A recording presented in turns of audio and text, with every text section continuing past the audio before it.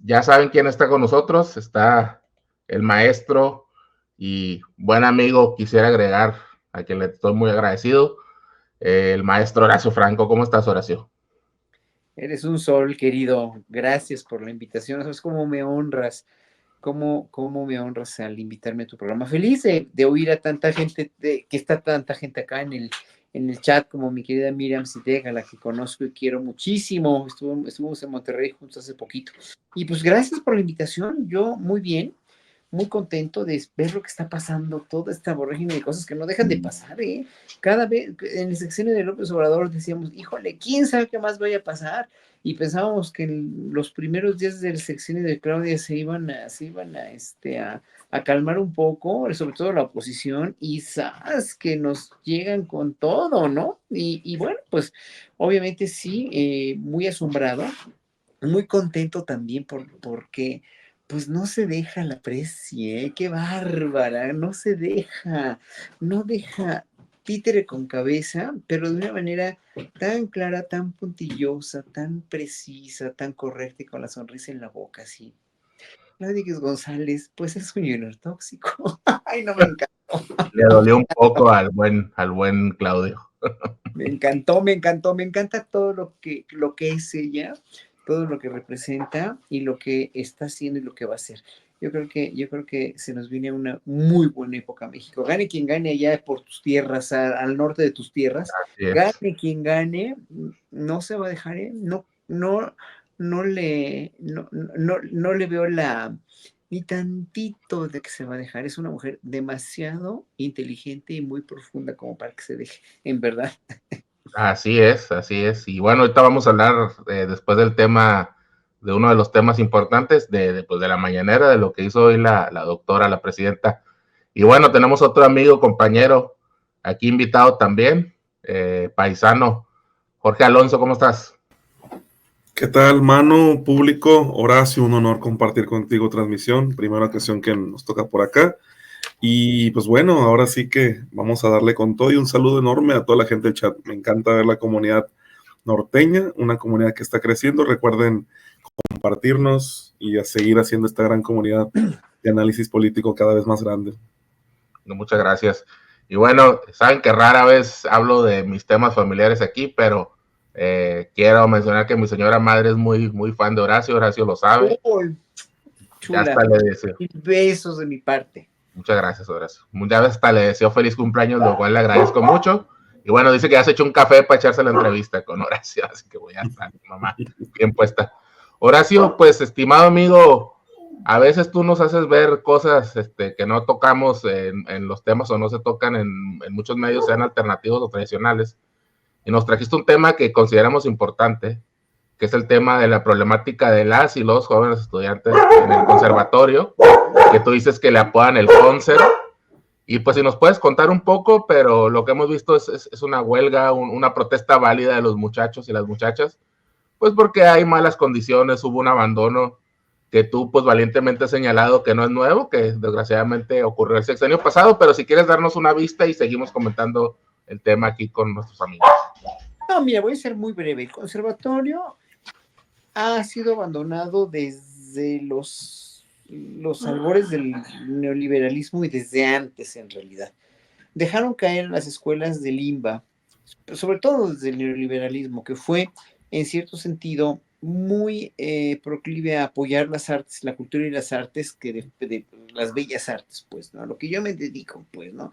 También obviamente las artes tradicionales que apoyaron tanto en el gobierno de López Obrador y al cual estoy tan agradecido porque apoyó, pues por el bien de todos, primero a los pobres, a los artistas tradicionales, a las culturas comunitarias, a los indígenas, etcétera, etcétera. Eso no lo voy a poner en tela de juicio nunca y al contrario, voy a agradecerle siempre de veras con las manos en alto así, porque apoyó a los artistas que nunca se había apoyado. Sin embargo, obviamente la representatividad que tiene las bellas artes en la cultura mexicana también es muy grande. Ya se había apoyado mucho en los años 40, 50, 60. El Instituto Nacional de Bellas Artes nace en los años 40 y se le da un gran apoyo. Y de hecho en el Conservatorio Nacional de Música salen compositores del nacionalismo mexicano como Silvestre Revueltas, Carlos Chávez, que fueron emblemáticos, ¿no? Mi escuela donde yo estudié, donde yo doy clase y ya me voy a jubilar de ahí, es una escuela, una de las escuelas, es la escuela más importante de México.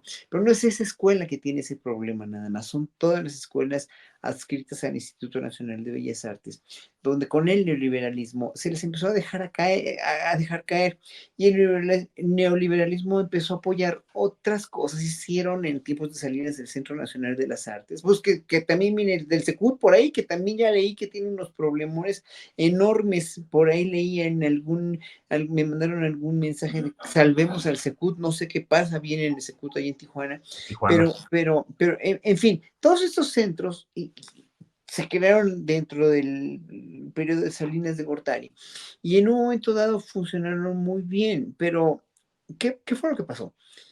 La inercia de la falta de apoyo en todo ese tipo de escuelas y centros culturales, más aparte el sindicalismo aguerrido y corrupto también, lo debo de decir, de muchos, como el INA también, o sea, estoy hablando del INA, el Instituto Nacional de Antropología e Historia, y de Bellas Artes.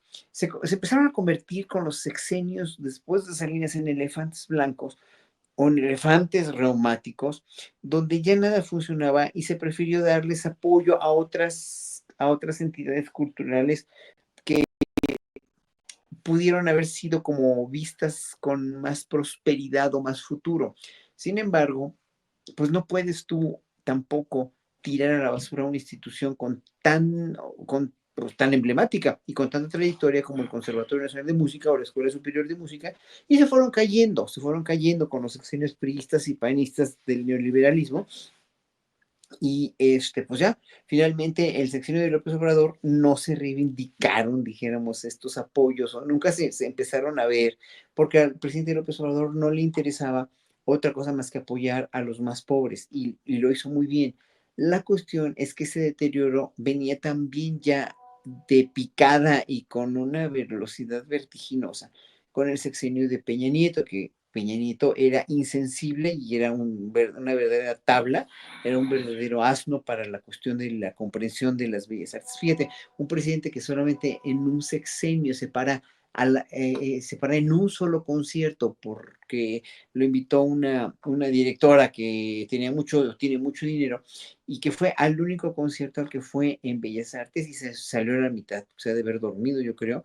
No, era una vergüenza. Ese hombre era una vergüenza culturalmente hablando, en cuestión de lectura, lo sabe todo el mundo, pero también en cuestión de apoyar a las bellas artes. Era una gente sin sensibilidad y me consta que yo estuve en Zaragoza cuando fuimos a inaugurar el pabellón de México en Zaragoza, él estaba como invitado de Calderón. Y me acuerdo cuando estaba yo tocando y yo lo tenía enfrente y así con una hueva el hombre, o sea, con una insensibilidad a la música tremenda. Pero bueno, por eso no apoyó más a las bellas artes, pero López Obrador no apoyó entonces en su sexenio a las escuelas de música, a las escuelas de arte que ya venían sin apoyo desde el sexenio de Peña Nieto y se fueron a pique. Y hoy por hoy, pues es todo eso le explotó a Bellas Artes con el cambio de sexenio. Desde unos días antes del cambio de sexenio, los alumnos del conservatorio hicieron un paro porque, pues sí, veían que realmente no tenían ya de dónde asirse las instalaciones, sobre todo estaban en muy mal estado, se empezaron a arreglar, lo debo de decir también, el año pasado, pero se vivía un poco el lujo de la miseria.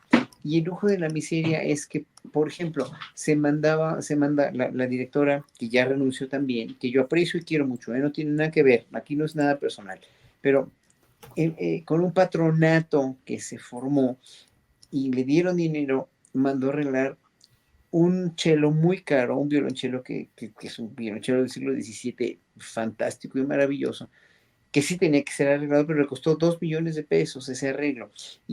Compró un piano de cola fenomenal para la sala grande, también se le agradece.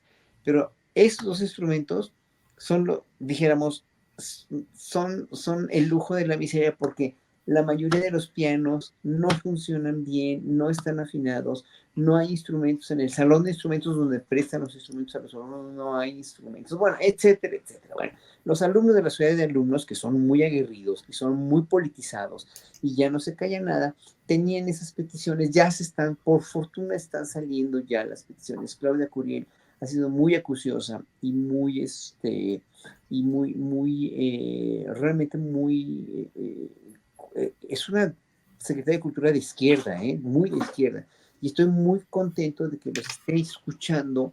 No pienso yo que les vayan a dar a tole con el dedo como autoridades anteriores en paros y paros anteriores que había habido desde que yo estudiaba ahí en los 80s, ¿no? En los 70s. Yo salí del conservatorio en el 81, me fui a estudiar a Holanda en el 81 y cuando regresé acababan de terminar con un paro gigantesco y desde 85 otro problema también, 84, 83, perdón, siempre había nombrado grandes músicos como directores. Eso no había tanto problema, dijéramos, hasta que la gestión cultural se empieza ya a especializar en precisamente una gestión cultural administrativa, donde tienes que tener muchos conocimientos de administración pública y de gestión de una escuela y de pedagogía, etcétera. Entonces se empiezan a poner grandes pianistas, grandes chelistas, grandes violistas, grandes violinistas y no dan pie con bola, porque los músicos no estamos capacitados para administrar una escuela. Si no tienes alguien que te aconseje bien administrativamente o tú mismo no tomas clases de gestión cultural y de administración pública, se te revienta todo en las manos, pues, ¿no? Que fue lo que ha pasado los últimos años, los últimos directores desde hace 30, 35 años, no han sabido qué hacer con el conservatorio. Y luego los alumnos acusan también de que hay mucho acoso a los alumnos, no nada más sexual, sino acoso estudiantil por parte de los maestros, acoso sexual también. Luego los empleados se quejan de acoso laboral, bla, bla, bla, bla, bla. Entonces todo eso se les explotó en las manos. Y hoy por hoy, pues esperamos que ya las peticiones del pliego petitorio ya están casi todas resueltas y esperamos ya, yo de corazón también, que los alumnos ya, la sociedad de alumnos ya vaya viendo la viabilidad de reanudar clases, o no sé si ya estén en paro activo, pero finalmente ahora el proceso de auscultación de la dirección tiene que ser muy correcto, como debe ser según los estatutos, ¿no? Y ellos están pidiendo una auditoría, a ver en qué se han gastado el dinero y bueno, en fin, yo creo que tienen razón, ¿no? A partir de auditorías precisamente con la auditoría superior, para que sean todas las cuentas claras. No están pidiendo nada. La misma directora anterior, Silvia Navarrete, que renunció y que es amiga mía, sí, sí, pero en realidad ella no tuvo la capacidad administrativa y de gestoría de poder solucionar esto. Y ella piensa que hay alguien detrás del paro. Aquí no hay nadie detrás de nada. Los alumnos son puramente alumnos, además de excelencia, porque yo tengo varios alumnos ahí que son extraordinarios músicos, dan su vida por la música y por el conservatorio y quieren una escuela funcional nada más, ¿no? Quieren una escuela que funcione sin trazas de corrupción, sin trazas de nada que no sea excelencia académica, que falta muchísima además excelencia académica en el conservatorio y en la superior de música, que están igual y en otros centros de Limba. Y pues ahora sí que Alejandra de la Paz, que es la directora actual de Limba, pues va a tener que solucionar muchas cosas, así como Diego Prieto, porque el INA también se le está explotando en las manos a Diego Prieto. Hay muchas protestas en el INA, hay muchas protestas en otras instituciones, porque pues finalmente, sí, tengo que decirlo, López Obrador apoyó mucho la cuestión de la arqueología con el Tren Maya, etcétera, etcétera, pero se olvidaron de darle dinero a los museos, se olvidaron de hacer exposiciones itinerantes y de hacer cosas a los cuales el INA también estaba acostumbrado, ¿no? Y entonces, pues obviamente todo eso empezó a generar mucho rencor y mucho resentimiento en muchos artistas que no se les apoyó, entre ellos a mí no se me apoyó, pero pues ni modo, o sea, nunca había tenido menos trabajo, pero yo digo, bendito López Obrador, bendita 4T, que le dio trabajo, que le dio posicionamiento a las artes indígenas, a las artes comunitarias, que hizo obra pública como nunca se ha hecho. Bueno, perfecto, ahí está, nada más que tenemos que, ahora sí que balancearlo. Eso es a grandes rasgos, a grosso modo, el problema de las escuelas de arte, que no es insolucionable es muy solucionable con voluntad, primero para la cuestión de los planes de estudio, de la organización interna de las escuelas y de los centros de trabajo, y otra con dinero, con presupuesto, para poder realmente darle al mantenimiento a todas las instalaciones, a los instrumentos y obviamente pues, generar mucho más eventos para los alumnos y para toda la comunidad que los ayuden. Adelante, Alonso. Fíjate que, bueno, primero el tema desde que lo vi, ¿no? En el orden del día, me pareció muy interesante porque yo también soy músico, soy violinista, aunque no me gradué de un conservatorio, tengo más de 18 años tocando el violín, he dado clases y todo ello, estudié, digamos que cursos técnicos, igual microempresario en el ramo de la música.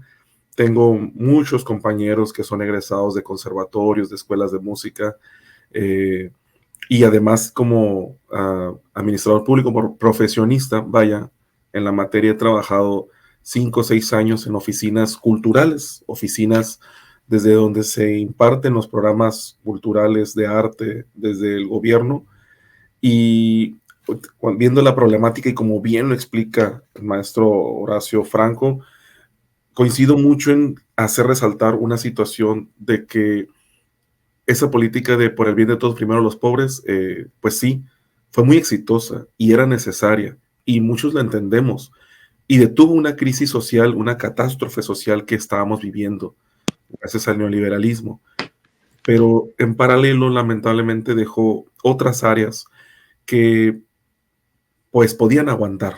Qué difícil, ¿no? Decirlo eso, más cuando uno practica las artes, uno es músico, uno ve a otros compañeros escritores, la danza, artes plásticas, y cómo ven cada vez más un abandono, una marginación, pero esta era sistemática, esta venía desde el neoliberalismo, porque para empezar, la visión neoliberal de la política cultural en el país era clasista, era de élite. Te pongo un ejemplo, mano, aquí en Mexicali, Vicente Fox inauguró uno de los famosos centros estatales de las artes, una política que él implementó en todo el país, pero lo puso en un lugar donde ni cerca pasa un autobús de transporte público, ni una ruta de taxi público. Esa es la perspectiva neoliberal, y así crearon centros de las artes alejados de la población, que solamente pues los que tienen recursos para poder llegar, y me centro en el caso de Mexicali, a una zona donde no hay ni siquiera alumbrado público correcto alrededor. Me refiero ahí a la zona de Río Nuevo, pero hay muchos en el estado. En Tijuana, el Centro Estatal de las Artes está sobre una vía rápida que difícilmente la población normal puede llegar rápidamente o accesiblemente al lugar. Eso era una, digamos, no por mencionar un poquito la visión neoliberal de cómo implementaban programas, ¿no? Pero también cumplían presupuestos, cumplían partes de los programas operativos anuales de las instituciones de gobierno, como para decir, hicimos tantos eventitos, hicimos tantas cosas, perfecto, sí le destinamos presupuesto, y cada vez era menor. Súmale a ello que no había una seriedad de parte de los gobiernos, de los 3 órdenes de gobierno, de atender programas culturales, programas de arte, como parte del desarrollo humano de nuestro país, del desarrollo de nuestras comunidades. Pues hay burocracias, y fíjate que yo trabajo con tengo muchos amigos trabajando en el mismo Instituto de Cultura, en instituciones de cultura de gobierno, y pues son muy buenas personas trabajando y todo, pero si no hay una dirección real o importancia, o se le da la importancia desde el Estado, pues vaya, nomás están cumpliendo, están sacando adelante el día, difícilmente entienden las necesidades en el que se desarrollan los eventos artísticos para la población. A veces hasta me tocaba ver qué complicado era que los trabajadores burocráticos, sin ofender a nadie y todo, pues tenían que salir a las 7 de la tarde, 5 de la tarde, y el grueso de la población, cuando podía ir a estudiar clases de música, canto, de danza, todo ello, pues es en la tarde-noche, cuando ya salieron de las escuelas primarias, de las escuelas secundarias, y pues ahí había simplemente unas incongruencias, vaya, en el desarrollo de las políticas de apoyo a las artes. ¿Y todo eso en qué deriva? Pues en que las escuelas, los conservatorios, los centros culturales estén vacíos, no le presten atención, no representen algo importante para los presupuestos públicos. Vaya, qué frío decirlo así, qué cruel. Yo lo veo. Y luego tenemos que recurrir, como siempre, a alternativas no gubernamentales para desarrollar las artes, que mientras que crecen, luego los privados creen que las acojan como si fueran donativos, samaritanos, pues lo aleja más todavía de la importancia que el Estado le tiene que dar a la promoción de las artes, a que las personas puedan acceder a ello. Y sí, en este sexenio tal vez no recibió esa importancia, es una cuenta pendiente, pero a mí me entusiasma mucho que entre los 100 puntos de nuestra actual presidenta, Claudia Sheinbaum, venga la importancia de desarrollar el deporte, de desarrollar las artes como parte del desarrollo integral, parte de la pacificación del país, parte del desarrollo humano que nos hace falta, parte del humanismo mexicano. Y creo yo que con una presidenta que además viene de la academia, muy culta, tiene que haber forzosamente un rescate de la política cultural de este país, de la política artística, que en las escuelas, desde las primarias, desde los preescolares, vaya en el periodo neoliberal, maestro Horacio, quitaron las artes desde las primarias, las secundarias, lo que era obligatorio para décadas atrás. Y el civismo también, el civismo y todo ello, entonces, todo eso viene con la doctora Claudia Sheinbaum. Contenida la crisis de la pobreza, porque se está revirtiendo, porque 9.8 millones de personas salieron de la pobreza según el Banco Mundial en el sexenio del presidente López Obrador, y vienen nuevos programas sociales y viene más inversión a los hogares del país. Podemos entonces pensar ya no nomás en comer, que era lo inmediato, o en trabajar, sino en el esparcimiento, en la felicidad, en esa parte que el neoliberalismo nos quitó. Y nuestro presidente López Obrador en sus últimos discursos siempre hacía referencia a lo importante que era para el mexicano ser feliz. Y créanme, las bellas artes es un medio para que el ser humano pueda ser feliz, desarrollarse, crecer. Y ojalá esta crisis, ojalá que esta escuela tan importante, es la escuela más importante de música que hay en el país, si de ahí empezamos a hacer la reflexión correspondiente, y ojalá, yo creo que lo correcto sería que en verdad el Estado intervenga, pero no nomás en un conflicto laboral, no, intervenga, pero con una política de verdad que revierta todo el daño que el neoliberalismo le hizo a las artes y en las responsabilidades de los gobiernos, de los tres órdenes de gobierno y de los poderes legislativos en sus respectivos estados, de atender realmente esto que es un derecho también constitucional, porque está en el artículo 3º y está en el artículo 1º, y acercarle a la población, a todas, sin distingos sociales, económicos, religiosos, una posibilidad de explorar su humanidad a través de las artes. Ojalá que esta situación en la Escuela Nacional de Música sea un parteaguas para atender el problema no nomás ahí, sino en todas las áreas en todo el país. Claro, totalmente. Así es. Dice, bueno, le mandan muchos saludos a Horacio. Gracias. Dice Carmen Lectora, en mis 20 trabajaba en Perisur, siempre veía el INBA, siempre pensé que era algo de millonarios, nunca lo conocí, dice. No, pues, tiene razón, ¿eh? Mucha gente cree que todo este mundo es elitista. No es elitista porque se generó, si bien se generó en Europa como parte de un gran arte que desarrollaron los europeos, pero los europeos ricos que tenían dinero, reyes, príncipes, duques, condes, la misma iglesia, todo eso, todo ese seno mega poderoso de Europa, sí conquistador, pues sí colonialista, sí, pero bueno, estoy hablando desde el medievo, que no eran tan colonialistas, pero que empezaron después. Todo eso empezó a cultivarse a partir de la necesidad de ellos de tener arte y de tener el honor de patrocinar a grandes artistas o de hacer música para las iglesias, por ejemplo, para las ceremonias católicas. Entonces desarrollaron un gran arte maravilloso del cual todos somos herederos. Ok, sí. se hizo elitista, fue elitista porque fue albergado por ese seno, dijéramos, de la iglesia, que también era muy elitista, porque finalmente se dieron las misas siempre en latín y el pueblo no entendía ni madres de lo que se decía ahí, hasta que llegó el protestantismo con Lutero y empezó a darse los servicios en los idiomas locales de cada lugar.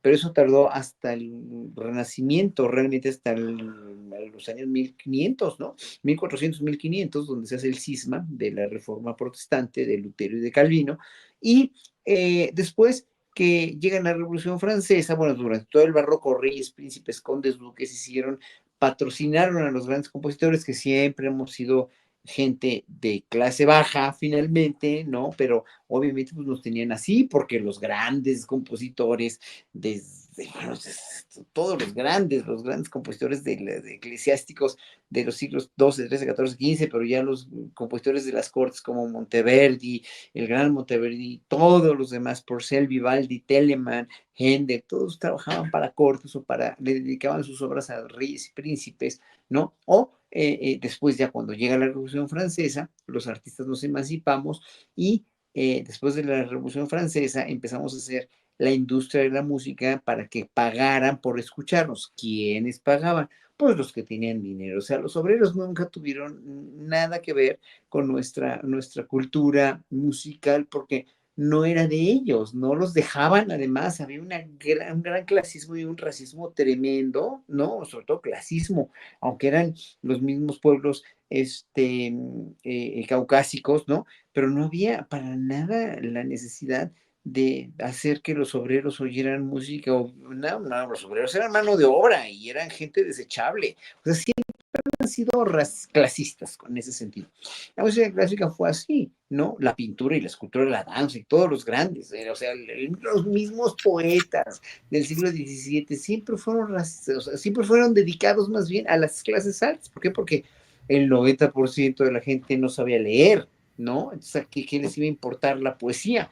Entonces, eso de que Europa fue muy culta, pues sí, pero así para unos cuantos, ¿no? Y toda esa arte la tenemos nosotros, ¿no? Entonces, ese arte ya la tenemos para todo el pueblo. Muy bien decía Alonso, y tiene toda la razón. En todo lo que dice no hay ni una sola mentira, y al contrario, todo es verdad.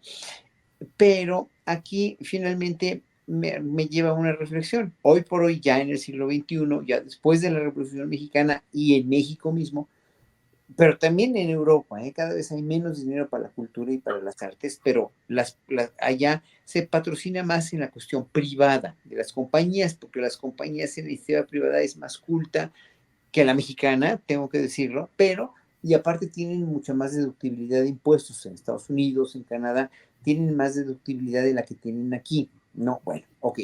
Imagínense que eso se arregla, ya, y se hace un donativo para un concierto que da Carlos Slim 1 millón de pesos, se hace deducible al 100%. Ok, perfecto.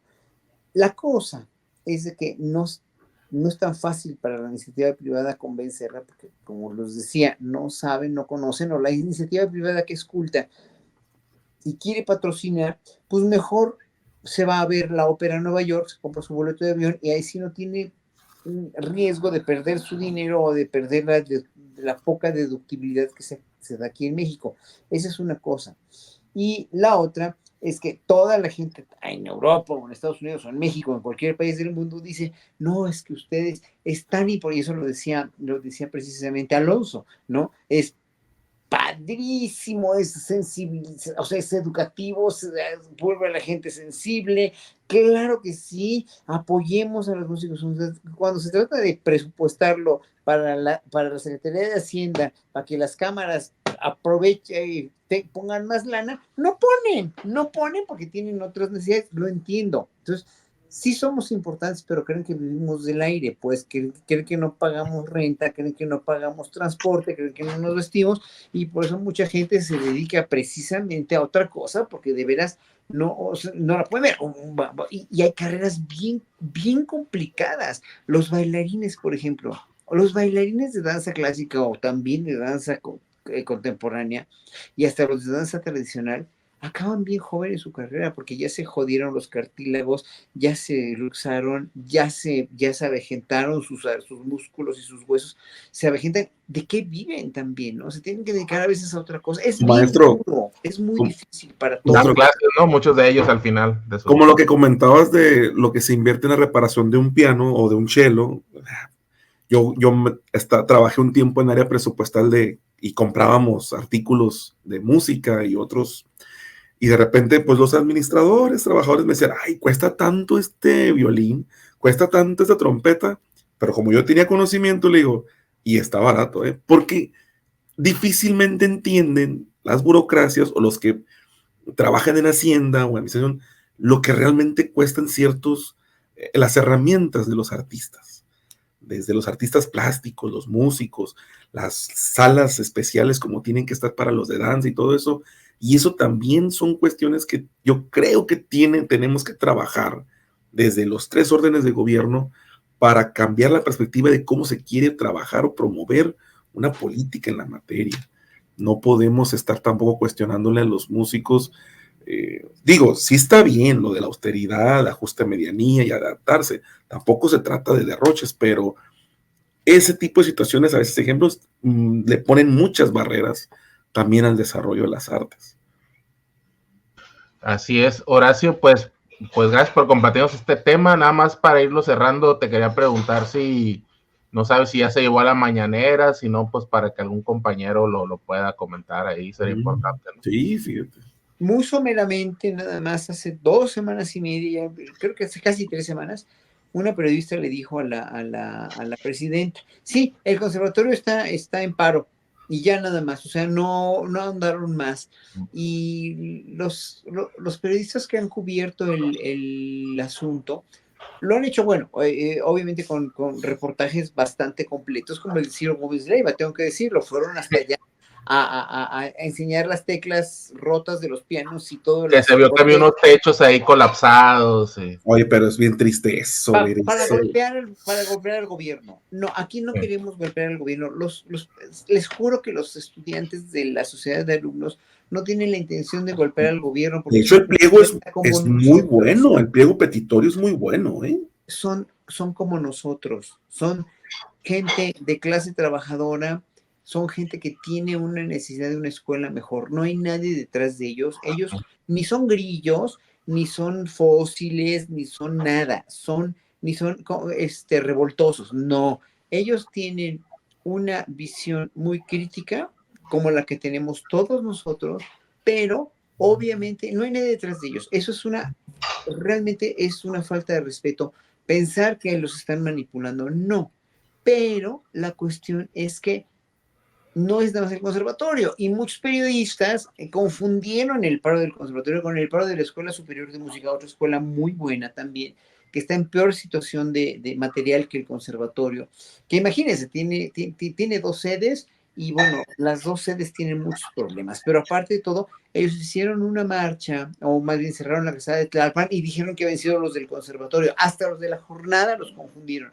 Es que, como les digo, somos como somos lo último de lo último, a ellos les dan lo mismo que sea la superior o que sea otra escuela de música. Y bueno, ayer me voy enterando también, Sósimo Camacho, que estaba en contra de línea, sacó con Jesús Escobar Tobar un artículo, ¿no? Y lo videodifundió también, donde también hay problemas en la Facultad de Música, en la Escuela Nacional de Música. Yo trabajé ahí 15 años, me salí por muchos problemas que había ahí en esa escuela. No se me hace una escuela que tenga tanto el nivel de... Hay cosas buenas, pero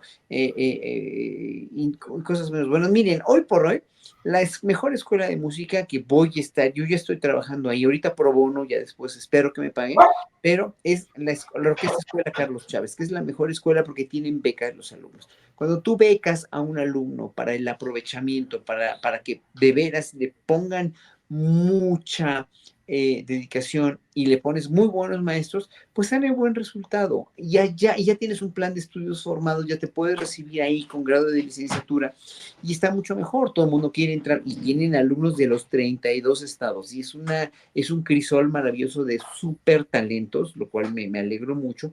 Pero pues el conservatorio debe hacer algo así. La superior también debe haber orquestas de excelencia con becas para que los alumnos tengan la motivación de estudiar. ¿Por qué? Porque los alumnos son muy pobres, la mayoría de ellos, y no tienen tiempo de estudiar porque tienen que trabajar, porque además los papás o no los apoyan o no los pueden apoyar para que estudien en la música, se tienen que buscar el sustento. No, o sea, hay problemas socioeconómicos y laborales también tremendos en este país que se tienen que ir arreglando. Pero como les vuelvo a decir, somos lo último de lo último, no le parece que no le importamos a nadie, y Claudia Sheinbaum dio de veras un vislumbre maravilloso de interés cuando en el 36º de sus 100 puntos dijo se va a apoyar a las escuelas de Lima. Yo dije, ya le hicimos.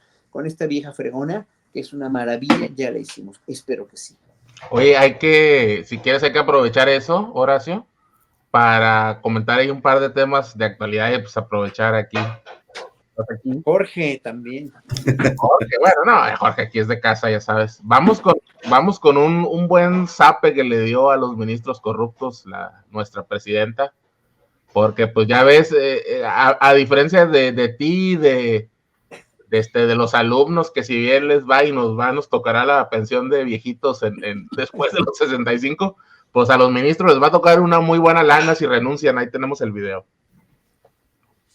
Sobre la renuncia, es que ellos lo que están planteando en su modificación es que se elijan los ministros, pero no se elijan los magistrados y los jueces, o las y los magistrados y jueces. Esa es la propuesta del ministro que está haciendo esta propuesta. Entonces, ¿por qué presentan su renuncia? Esa parte no la quitan de la Constitución. Es que si presentan ahora su renuncia, se van a ir con todos los haberes de retiro. ¿Sí se entiende? Si no presentan ahora su renuncia, entonces ya no tendrían los haberes de retiro. Haberes de retiro es todo lo que se llevan los ministros y ministras cuando se retiran de la Corte, que es un montón de dinero. A ver si luego ponen. Mañana lo presentamos porque hoy no lo traigo, pero es un porcentaje muy importante de lo que ganan cada mes. Entonces, ¿por qué presentan en este momento su renuncia? Porque la propia reforma constitucional dice que si presentan ahora su renuncia, se llevan los haberes de retiro. Entonces, ¿su propuesta cuál es? Que se elijan a los ministros y ministras legislando sobre la reforma constitucional y presentan su renuncia pues para llevarse sus retiros. Pues ahí está una nueva frase que aprendemos, amigos, los haberes de retiro. ¿Cómo ven? Híjole, mira, yo nada más tengo muy poco que decir ya más de lo que se ha dicho.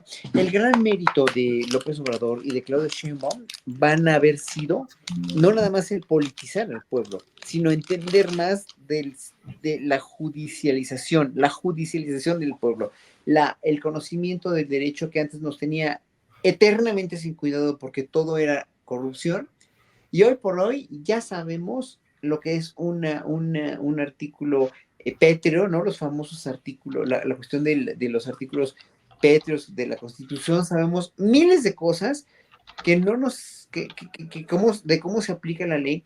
Válgase nada más oír las manifestaciones tan cultas, doctas y absolutamente objetivas de gente como Andrade, ¿no? Señor Eduardo Andrade, que es verdaderamente un hacha, el doctor Andrade. Lo entrevistó Manny Pedrero hoy en su programa. Bueno, él mismo tiene un sitio, véanlo, el sitio del doctor Andrade. Bueno, Hamlet Almaguer, que ayer explicó con los periodistas también ampliamente todo. Miren, ya los expusieron de una manera tan objetiva y tan pura, ¿no? Puramente legal, totalmente legal, ¿no? Que a mí me da mucha tristeza que la historia ya los esté juzgando hoy por esas conductas y por ese avasallamiento tan grande hacia la Constitución que pues los hace verse o muy aprovechados o muy mediocres. Cuando eres aprovechado y quieres esa pensión y quieres esos prebendas y aparte estás manipulando toda la ley y estás pasando por encima de la ley como ministro de la corte que eres o muy mezquino o muy mediocre, nada más.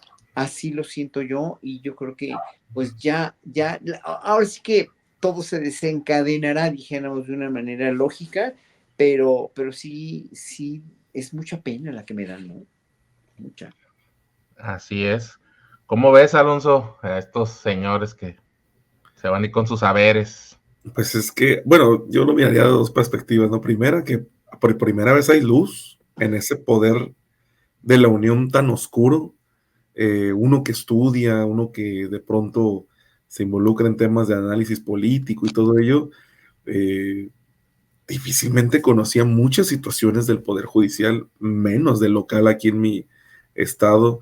eh, Difícilmente conocía cuánto ganaban, sabía que tenían muy buenos sueldos, y así como yo, pues toda la población ya nos estamos dando cuenta de la gran desigualdad que hay de estos personajes, de las resoluciones que están teniendo con casos muy delicados de alto impacto en la sensibilidad de la población, de cómo estaban todas esas reformas que nosotros como pueblo denunciábamos en los tiempos del neoliberalismo, cómo ellos tranquilamente resolvían en base para favorecer a los poderosos, a los oligarcas, a todos aquellos que le hacían mucho daño al pueblo.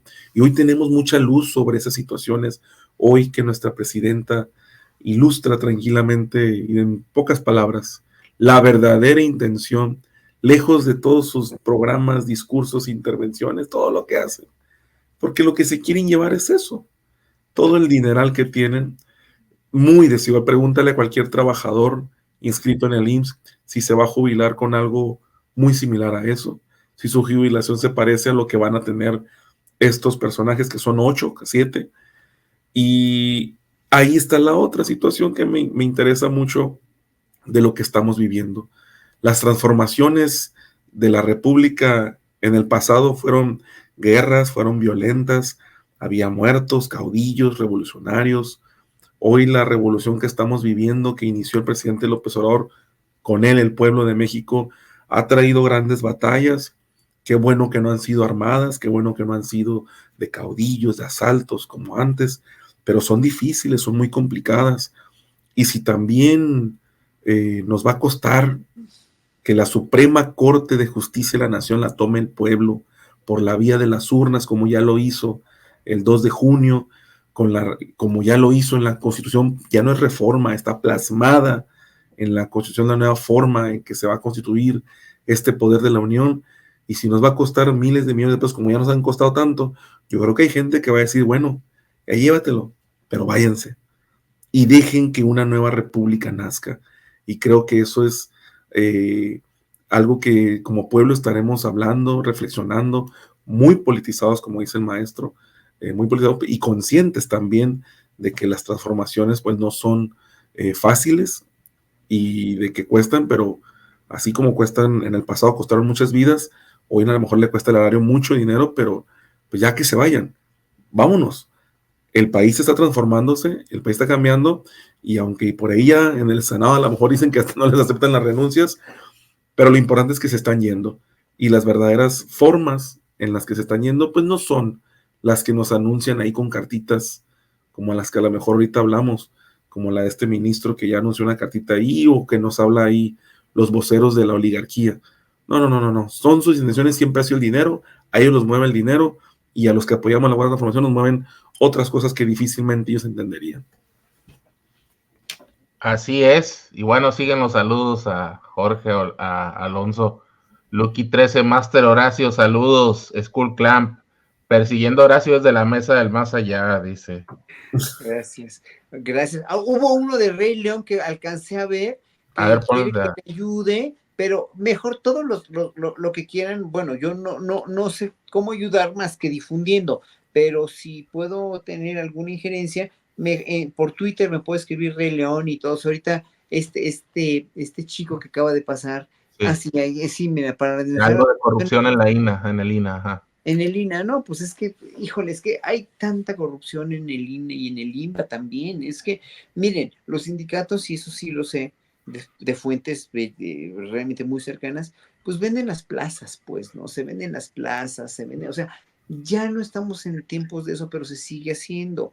Y mientras no cambie esa mentalidad en todas las instituciones, Pemex, la Comisión Federal de Electricidad, todos lo sabemos, todos oímos de esos casos de corrupción, pero en un momento dado estamos inermes y eso es lo que fastidia al país todavía. Entonces, ahí sí tiene que haber, yo creo que no una dictadura, porque jamás van a ser dictadores, ni Claudia Sheinbaum, no lo fue López Obrador, ¿no? Ni Morena, pero sí en un momento dado meter un poco más de orden y tratar de hacer cambios constitucionales o modificaciones a las leyes internas y a los estatutos de los institutos y de las secretarías, para que ya no se dé esto, porque en verdad es muy desgastante, porque si bien en la política y en los negocios hay sociedades de castas, ¿no? Hay sectas, hay castas como las hay raciales en la India, ¿no? O en la cuestión de familias o de gente de abolengo y de linaje, pues aquí también sindicalmente lo hay, ¿no? Si lo vemos en las judicaturas, si lo vemos en el Poder Judicial, también lo vemos en los sindicatos, maestros, también lo vemos en todos esos lugares. Y dices, ya no, porque en un momento dado están jodiendo toda la transformación que se puede dar y están metiendo debajo de la mesa, de veras, muchas cosas que se tienen que corregir en este país. Y si no se corrigen en este sexenio, va a tardar todavía más. Yo creo que ahí Claudia Sheinbaum tiene que ponerse muy, pero muy, muy abusada, que lo es, ¿eh? O sea, yo confío 100% en ella. No nada más como hizo López Obrador, repartir mejor el presupuesto, hacer que los ricos paguen los impuestos que tienen que pagar. Ahora la reforma judicial va a ser fundamental y clave para que esto vaya evolucionando.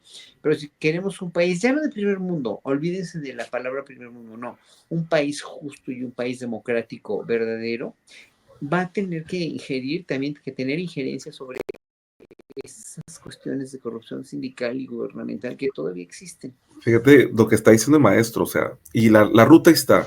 ¿Por qué tuvo éxito la política social por el bien de todos, primero los pobres?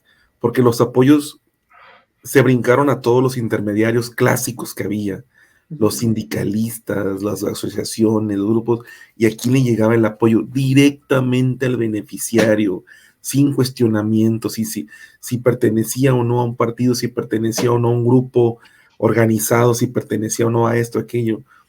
¿Qué está pasando en el Poder Judicial? Lo mismo, ya no lo van a decidir los ministros, las bancadas de los congresos locales o el Congreso de la Unión, porque así se elegían los magistrados y ministros, por cuotas partidistas. Ahora, ¿quién lo va a elegir? La población, el pueblo. Y tal vez una vía a considerar en estas instituciones donde el sindicalismo pesa mucho, agravia mucho, pues no hay más que la democratización, la apertura, la transparencia y abrir esas aulas, esas oficinas tan oscuras a la luz. Yo creo que esa es la vía, ahí está la ruta y por ahí tendría que llegar. Por eso me sorprendió mucho un punto de los que se están demandando ahí en el paro, la democratización de la elección de los dirigentes. Por ahí tiene que ir. Así es. Bueno, vamos al último tema, ya porque ya se va a acabar esta sección. Y qué rápido el tiempo. Saben que echamos aquí el chisme y la chorra. Bueno, desde que nos estamos conectando ya estamos ahí cotorreando, así que bueno. Hay un problema de inseguridad fuerte en Sinaloa. Y digo, estaba viendo una tabla hace rato. Y los hechos de violencia se dispararon con esta detención del señor Zambada o secuestro, y hoy, tomándolo un poco con humor, albricias reapareció Hertz Manero, después de años o ya no sé cuánto. Ahí, desde que lo obligaron a levantarse temprano, hasta que dicen algunos en redes sociales que lo sacaron del sarcófago. Bueno, será el sereno, pero el señor reapareció, pero le echó un buen recargón al gobierno de Estados Unidos. Ahí tenemos las declaraciones. A ver, primero, el delito se cometió en México. Fue un secuestro y hay una serie de investigaciones sobre los homicidios que se cometieron. ¿Qué es lo que nosotros necesitamos que nos informe el gobierno de los Estados Unidos? Nos ha informado una parte, pero falta otra que es fundamental. A esa persona que fue secuestrada en Culiacán, llegó por avión a una ciudad fronteriza de los Estados Unidos. La entrada de cualquier avión y de cualquier persona están reglamentadas de acuerdo con la ley norteamericana y se tiene que identificar el vehículo, que en este caso es el avión, que traía sus matrículas clonadas. Se tiene que identificar fundamentalmente al piloto. ¿Por qué? Porque ningún piloto, ningún avión puede llegar a un aeropuerto fronterizo de los Estados Unidos si no llena una serie de requisitos.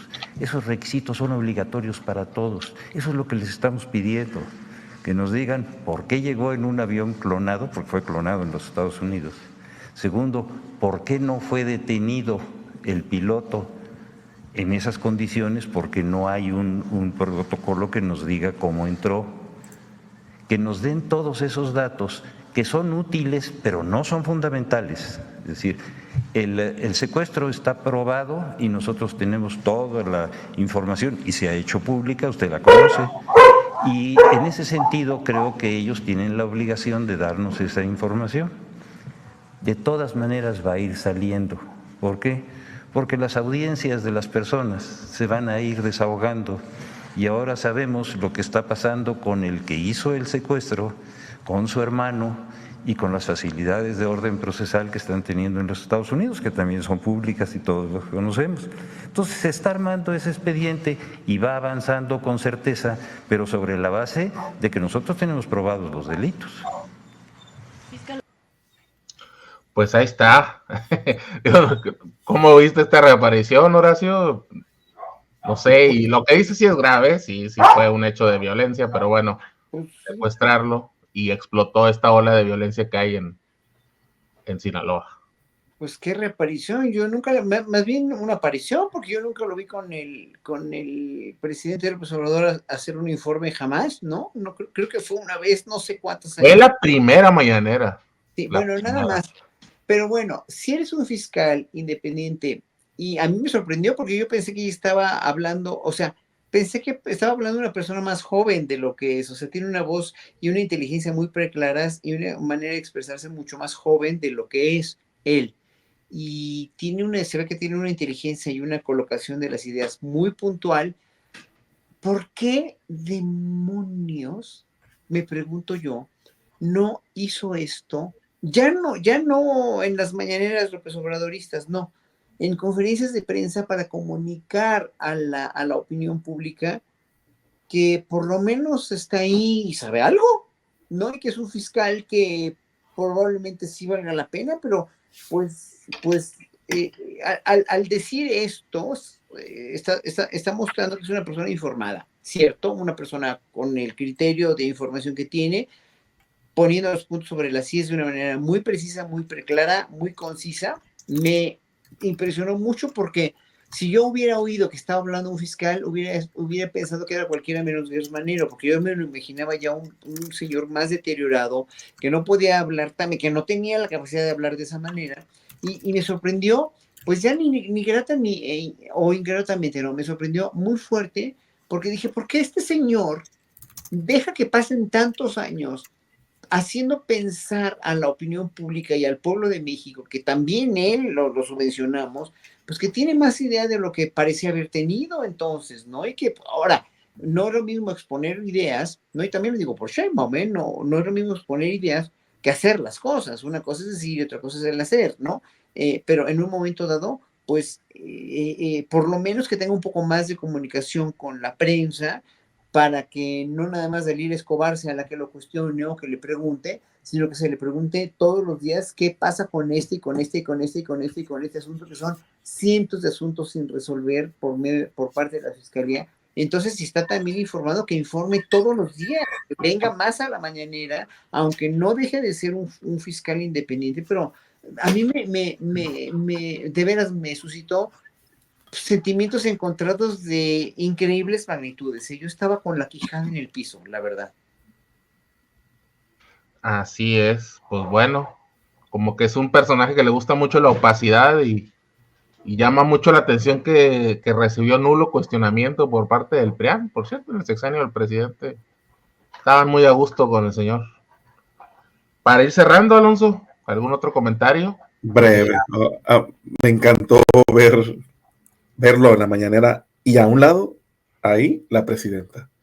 Creo que, mira nomás, o sea, Hay unas caras, el señor. todo el sexenio pasado, ni sus luces, nada. Es el fiscal de la República. Por ahí mirábamos uno que otro anuncio en Twitter, ahí medio serio, algo así. Este país necesita que su fiscal principal esté informando todo el tiempo. Y ahí está la presidenta a un lado. Se están viendo, además no es cualquier tema, es un tema relacionado con Estados Unidos. El fiscal va a la mañanera, va con la presidenta no ha cambiado su actitud en torno a Ken Salazar, el embajador, y creo yo que también es un mensaje esa postal, así me la ponen ahí, o sea, de que la presidenta, todo lo que sea un tema relacionado con Estados Unidos, porque lo que está pasando en Sinaloa tiene que ver, claro, con Estados Unidos y su injerencia, porque bien lo dice el fiscal. ¿Por qué no detuvieron al conductor del avión? ¿Por qué no hay información al respecto? Vaya, no aterrizó en cualquier ciudad. En la ciudad que aterrizó, a unos kilómetros, está la base más importante de la DEA a lo largo de la frontera. Y luego veo ahí una declaración del embajador diciendo que ya le entregó todo a México en cuanto a lo que se sabe. Por favor. Pero es muy bueno que la presidenta esté tendiendo esta comunicación con la fiscalía, que la fiscalía trátese de ejercer, pudiera ser otro, ¿no? Que la fiscalía esté informando a la población y eso calmaría en verdad muchas situaciones, pero también ayudaría a atender otras que quedan ahí lamentablemente esperando justicia. Así es. Pues Horacio, estimado amigo, te agradecemos tu participación. Vamos a seguir con el tema del concert, como bien le señalaste que se le apoda ahí entre los estudiantes y maestros. Y pues muchas gracias, te volveremos a invitar pronto, si no tienes problema. No, pues un placer charlar con ustedes. Ojalá que pronto hagamos una mesa en vivo, porque se extrañan también. Es que la cuestión de en vivo es más refrescante también. Y puedes, sí, por el internet siempre seguirá siendo artificial, es difícil. Pero bueno, pues los aprecio, los quiero. Muchas gracias. Un abrazo a todo el público. Y si me quieren contactar, pues por Twitter, @HoracioFranco. Ahí checaré los mensajes para ayudar a Rey León y todo, porque pues ahora sí que depende con qué y depende con quién, ¿no? Obviamente. Pero sí, la Secretaría de Cultura, Claudia Curiel, tiene una labor inmensa por tener ahí a su cargo dos instituciones, el INBA y el INAH, que son verdaderamente monstruos de mil cabezas, tanto positivamente como negativamente. Así que hay que echarle mucho seso a eso para que los dos institutos verdaderamente en este sexenio ya les vaya mejor. Muchas gracias. Bueno, pues ahí pueden seguirlo en Twitter a Horacio y en las salas de conciertos. Y en Facebook también como Horacio Franco Flautista, en Instagram también. Muchas gracias, queridos. Gracias.